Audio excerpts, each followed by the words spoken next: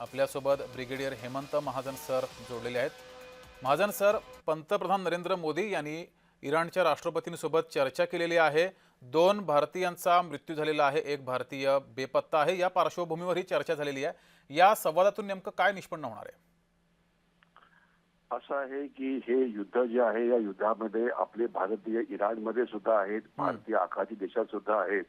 तर त्यांच्याशी बोलल्यानंतर एक मध्ये अशी बातमी आली होती की जी भारतीय झेंडा असलेली जहाजं आहेत त्यांना थांबवण्याचा प्रयत्न इराण करत नव्हतं आणि 2-3 जहाजं तेल आणि गॅस घेऊन भारतामध्ये पोहोचलेली आहेत गल्फ ऑफ हॉर्मुझ मध्ये, जो आपल्या मुत्सद्देगिरीचा आपल्याला एक विजय मानायला पाहिजे, कारण बाकीच्या देशांची जहाजं ते अलाउ करत नाहीयेत।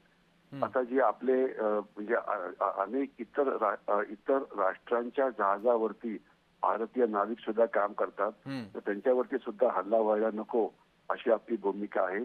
आणि याच्याशिवाय आपले खास तर काश्मीरचे काही विद्यार्थी 1400 का 15,000 मला वाटतं हे अजून सुद्धा इराणमध्ये आहेत तिथे, तर त्यांची सुरक्षा सुद्धा आपल्याकरता महत्वाची आहे। तर म्हणून जे भारतीय इराणमध्ये अडकलेले आहेत, जे भारतीय जहाजांवरती प्रवास करून गल्फ ऑफ हॉर्मुझ मधून बाहेर पडण्याचा प्रयत्न करतायत, या सगळ्यांचं रक्षण करणं हे आपलं काम आहे।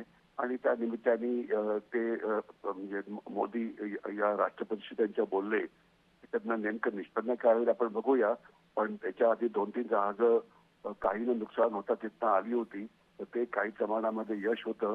तर अपेक्षा करूया की आपल्याला याच्यात जास्त यश मिळेल आणि आपली जी जहाजं त्यात अडकलेली आहेत सगळी सुखरूपरित्या परत येतील आणि इव्हन जे भारतीय अडकलेले आहेत ते सुखरूपरित्या परत येतील। जी महाजन सर, धन्यवाद दिलेल्या या प्रतिक्रियाबद्दल।